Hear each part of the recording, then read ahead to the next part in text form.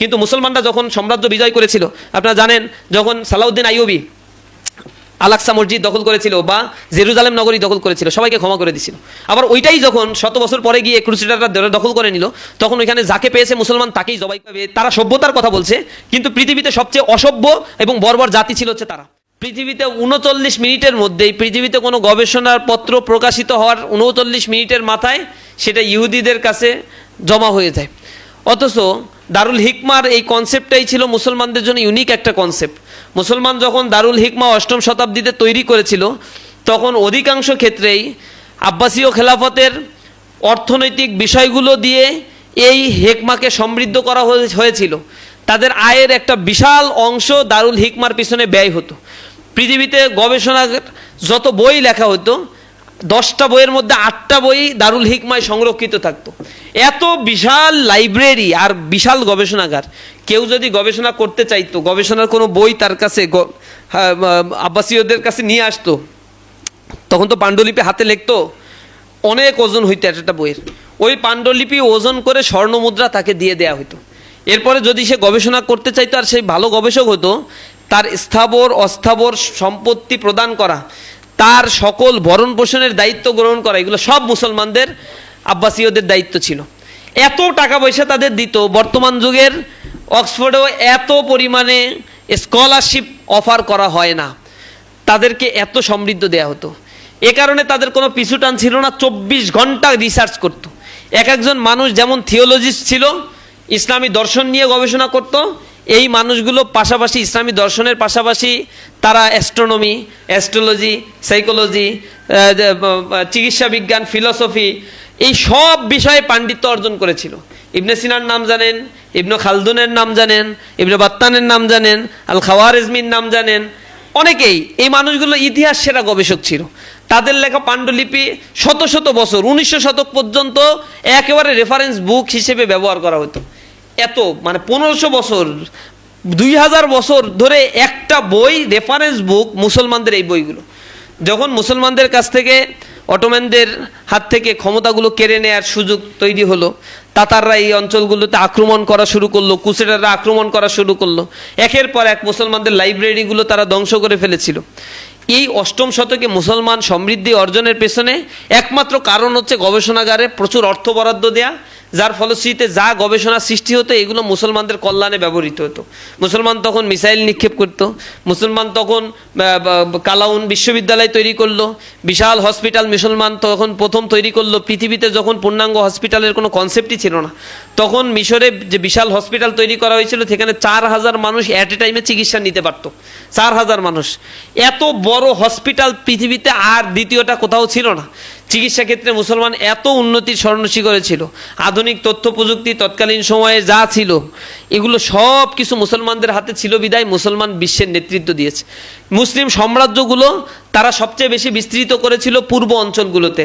আপনারা জানেন মধ্য প্রাচ্য এবং উপরের দিকে কাজাকিস্তান, তুর্কমেনিস্তান, উত্তর দিকের অঞ্চল আজারবাইজান, তুর্কমেনিস্তান, এই অঞ্চলগুলো, এরপরে একেবারে ভারতবর্ষ পর্যন্ত মুসলিম সাম্রাজ্যগুলো আফগানিস্তান, পাকিস্তান, ইরাক, ইরান, এই বিশাল অঞ্চল জুড়ে বিস্তৃত হয়েছে। আর একটা অঞ্চল বিজয়ী হয়েছিল বা বিস্তৃত হয়েছিল আফ্রিকা মহাদেশ।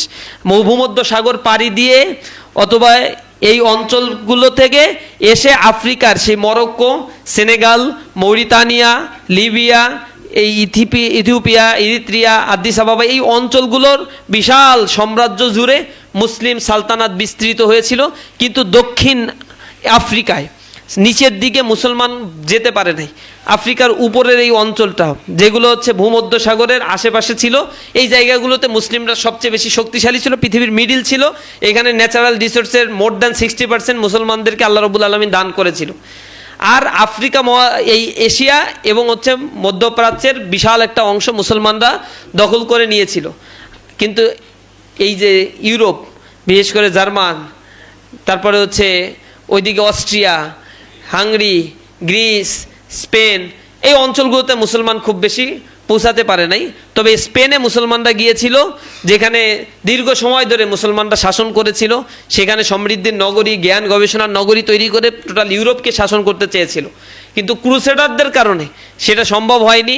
আর মুসলমান শাসক গোষ্ঠীর মধ্যে চরম অব্যবস্থাপনা, অদক্ষতা, নারীভোগিতা, অর্থলিপ্সা, এগুলো যখন মুসলমানদের পেয়ে বসলো, তখন মুসলমান গণহারে অধপতনের দিকে চলে গেল। একটার পর একটা সাম্রাজ্য তৈরি হলো, আবার মুসলমানদের হাতেই নিজস্ব কেওয়াস দিয়ে নিজেদের মধ্যে দ্বন্দ্ব সংঘাত করে নিজেদের সাম্রাজ্য নিজেরা ডিভাইড করতো, আর মাঝখান থেকে ক্রুসেডারদেরকে আগমন ঘটিয়ে খ্রিস্টিয়ানদের হাতে নিজেদের সাম্রাজ্যগুলো তারা তুলে দিত। এভাবে করে করে মুসলিম জাতি তার একাডেমিক এক্সিলেন্সির জায়গা থেকে যখন দূরে সরে গেছে, পৃথিবী থেকে তারা হারিয়ে গিয়েছে। এই জায়গায় পুনরুদ্ধার করে ক্ষমতা দখল করতে পেরেছিল অটোম্যানরা দীর্ঘ একটা সময় ধরে। তারা মধ্যপ্রাচ্য থেকে শুরু করে পৃথিবীর একটা বিশাল অংশ তারা দখল করে ফেলেছিল। কিন্তু এই অটোম্যানদের শক্তি এই বিংশ শতাব্দীতে এসে আস্তে আস্তে আস্তে আস্তে খর্ব হতে থাকে।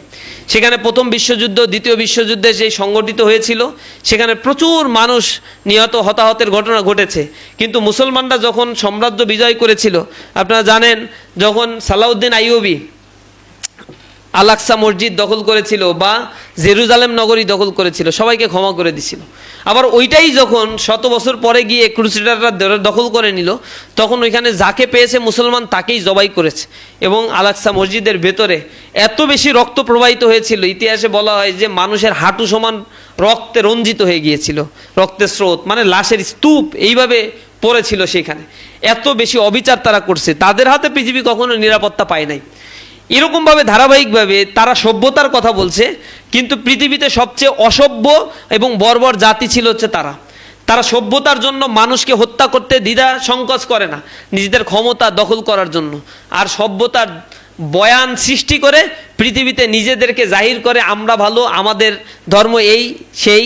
কিন্তু মুসলমানদের সমস্যা হইল, মুসলমানদের বলা হয় they are the worst seller of best product, but non Muslims they are the best seller of worst product.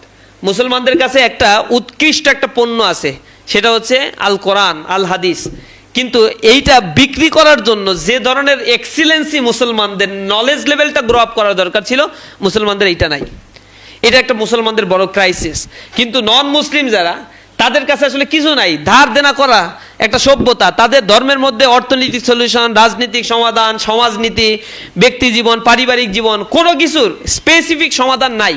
কিন্তু এরা এমনভাবে তাদের ধর্মকে উপস্থাপন করে, তাদের সভ্যতাকে উপস্থাপন করে, তাদের ফিলসফিকে উপস্থাপন করে, আমার মুসলমানের সন্তানেরাও মনে করে ওরে বাবা কি আধুনিক একটা সভ্যতা তাদের কাছে আছে, পঙ্গপালের মধ্যে সেদিকে ছুটে। অথচ তাদের অর্থনীতি ধার করতে হয় এরিস্টটল, তারপরে হচ্ছে স্যামুয়েলসনের কাছ থেকে। তাদের রাজনীতি ধার করতে হয় অ্যারিস্টটলের কাছ থেকে, সক্রেটিসের কাছ থেকে। তাদের পারিবারিক কাঠামো ধার করতে হয় আরেকজনের কাছ থেকে।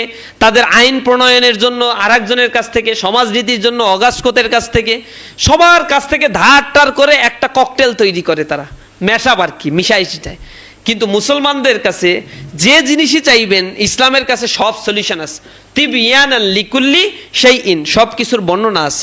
আল ইয়াউমা আকমালতু লাকুম দীনাকুম ওয়া আতমামতু আলাইকুম নি'মাতি ওয়া রাদি'তু লাকুমুল ইসলামা দীনান। আল্লাহ ইসলামকে কিন্তু পরিপূর্ণ করে দিয়েছেন। কিন্তু আমাদের বড় সমস্যা হইলো, এই ইসলামটা আমরা পড়াশোনা না করার কারণে আমরা জাতি হিসেবে অপদস্থ হচ্ছি, লাঞ্ছিত হচ্ছি, মাথা নিচু হচ্ছে। ইমাম ইবনে তাইমিয়ার সময়ে উনি এমন ব্যক্তি ছিলেন, ইমাম ইবনে তাইমিয়া, যার এত বেশি নলেজ ছিল, বলা হইতো যে পৃথিবীতে ইমাম ইবনে তাইমিয়া জানেন না এরকম কোনো হাদিসই নাই। যেটা ইমাম ইবনে তাইমিয়া জানেন না, এটা তো হাদিস হইতে পারে না, এত নলেজ ছিল। যুদ্ধ করছে তাতারদের বিরুদ্ধে, তিনি রাজপথে সংগ্রাম করেছেন, জীবনের সাথে যুদ্ধ করেছেন। এরপরে নলেজের দিক থেকে যে বই খাতা, দর্শন শাস্ত্র তিনি সেখানে লিখেছেন, এই সাহিত্যগুলো শত শত বছর ধরে ওই ক্রিশ্চিয়ানিজমদের বিরুদ্ধে, জরথ্রষ্টবাদের বিরুদ্ধে, সক্রেটিস প্লেটোবাদের বিরুদ্ধে সবচেয়ে শক্তিশালী দর্শন হিসেবে কাজ করছে। ইমাম গাজ্জালির বইগুলো দর্শন হিসেবে কাজ করছে। 17-18 বছর বয়সে তিনি এইগুলো লিখেছেন। কোরআনের ভিতরে এমন কিছু শক্তি আছে যে শক্তিগুলো জানলে আপনি পুরো জাতিকে নেতৃত্ব দিতে পারবেন। কিন্তু দুর্ভাগা আমরা ওই কোরআন এবং হাদিসের নলেজ বেশি না থাকার কারণে সেকুলারিজম, কমিউনিজম, নিউট্রালিজম, স্পেসিফিকভাবে ওই জিনিসগুলো যখন আমাদের সামনে উপস্থাপন করা হয় মনে হয় যে এটাই তো ভালো, একটু কম্প্রোমাইজ করি না। জ্ঞান মানুষের কাছে না থাকলে এই সমস্যাটাই হয়।